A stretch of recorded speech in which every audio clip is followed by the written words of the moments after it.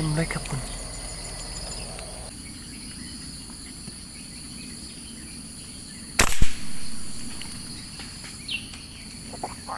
เต็มเลยครับคุณnói rồng đó ít trồng phi sạch rồi nó nọt chị đã tao tuần nằm đồ nó lòi rễ tà lì xong rồi ạ bên phía nhau họ vào chế là nhau là chế tuột một say của tuần nó này tuần đọc của một say tuần nó cứ tiêu như thế nó nọt chế cái to lần này to lần này đã tháp phi bây giờ cú không cố đi là trong cái ngồi cho tí này thì chỉ tao cú xét ra nữa cho tí sản này ra ở giờ đấy cứ tiếp như này nên giờ cho nên bỏ này ra ở giờ thế này sau cả sai giờ trong chén nàyพี่น้องเขาทุกคนเนาะมันนี่เขากลับมายิมนกกินมาเนาะนกกินมาหายเนาะบ่แม่นมาหายมาดันเนาะมันบ่ฮู้ซื่อน่ะเบิ่งไปเบิ่งติดตามไปเขาสิยินให้เบิ่งเด้อผู้ใดเบิ่งเห็นแล้วก็อย่าลืมกดแชร์กดติดตามให้กำลังใจเพื่อกำลังใจเนาะพี่น้องทุกคนเนาะไปติดตามไปเบิ่งไปติดตามไปเบิ่งเนาะจะตีเนาะจะตีดูๆเนาะnói ai nua là na tuôn thò đấy ạ na tuôn thò thì có chùa chỉ giống à có chùa chỉ giống gì thay cho nó sạch chỉ chia ạ thằng mà cho tí nó bên nương họ tụi con nó mạng ní nó mặt đàm nó bưng bay họ mà pháo như ní nó mà ly như pháo á bọn ní này bọn ní họ yêu phi nàyมาดำๆนี่พี่นกไล่เนาะนกน้อยนกหงส์เนาะบึกติดตามไป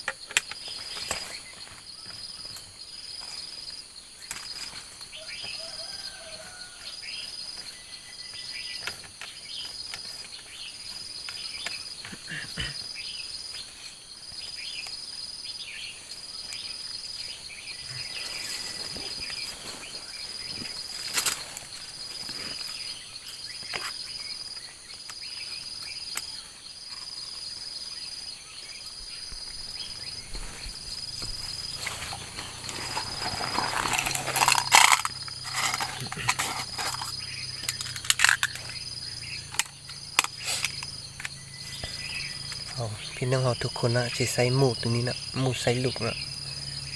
หมูใส่ลูกได้12 ลูกนะ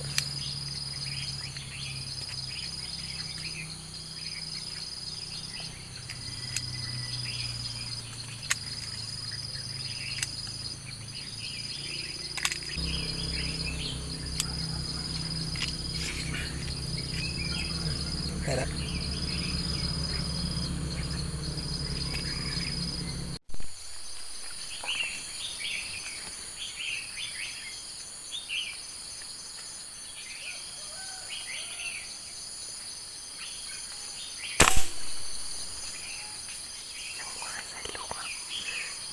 ลูก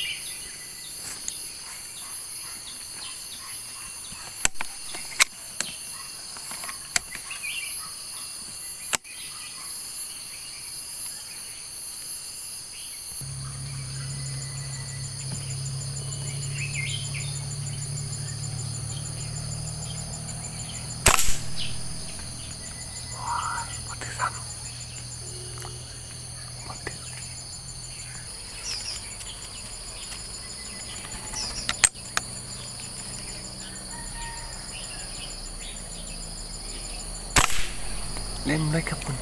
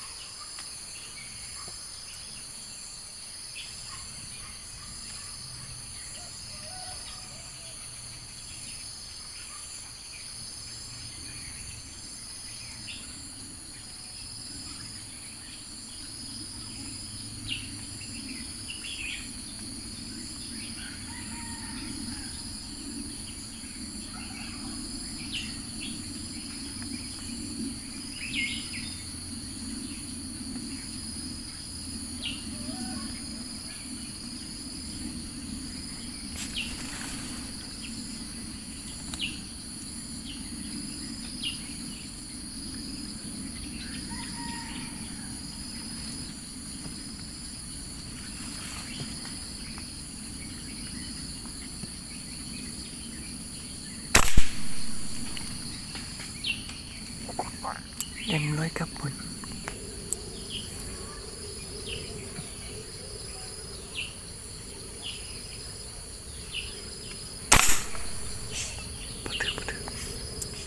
ถือใบไม้ละ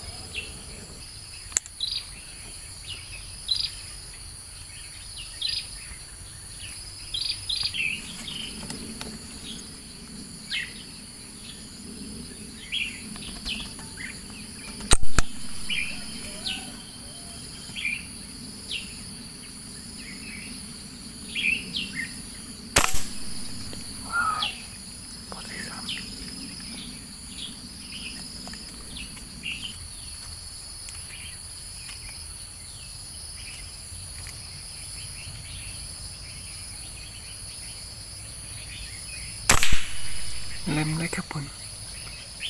มันนิ่มดีนะ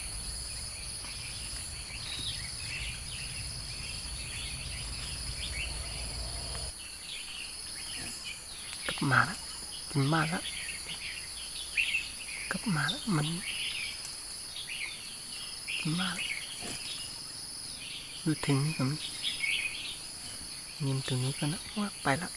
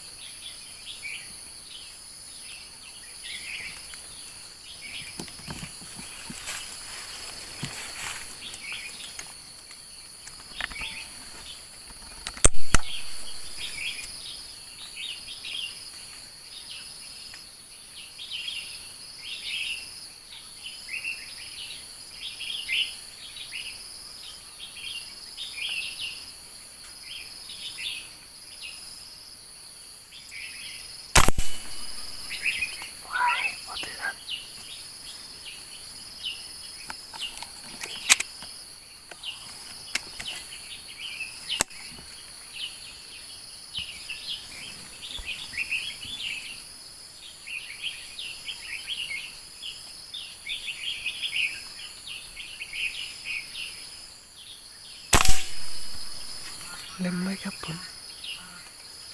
ลกละมันถือหัวแล้ว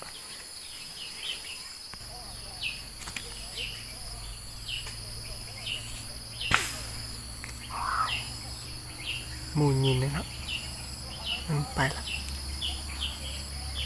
เก็บนกเนาะตกไหลละตกไหลตัวละมันได้ประมาณ6-7 ตัวละสิพาไปเก็กเนาะ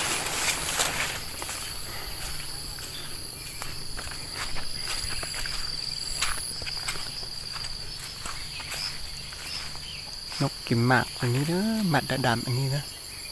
นี่กินหมากตัวนี้เด้อนกไร้เนาะสิพาไปเก็กตกไหลตัวละ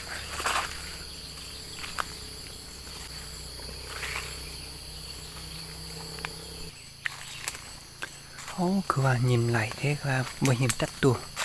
ตัวนึงอยู่พี่นะนี่ได้ตัวนึงละโอ้ตัวนี้มัน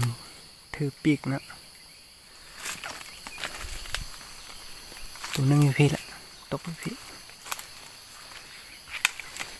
ได้2 ตัวละก็ถือปีกคือกันได้2 ตัวละยันอี4-5 ตัวนะตกประมาณ6-7 ตัวละ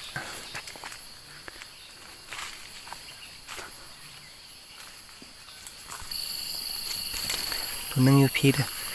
ตกอยู่พี่ละโอ้มันถือดีนะอันนี้ลูกปืนใหญ่ลูกปืนเบอร์ 2มันถือมันแตกหมดละหมุนหมดละตัวนึงอยู่พี่ละได้4 ตัวนะตัวอยู่พี่4 ตัวโอ้มันพอกินแล้วเนาะพอกินแล้วมันน่าสิมายินต่อนี่ได้4 ตัวละ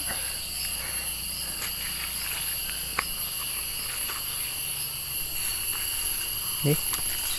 ตัวนึงตดอยู่พี่ละหมุนหมดละนกเด้อนกเหลืองๆนะนกน้อยนะหมุนมึกเต็มหมดละได้5 ตัวละจะพาไปเก็กอินเนาะโอ้ตกประมาณ6-7 ตัวบ่หินแต่5 ตัวพอกินละมื้อเช้านี้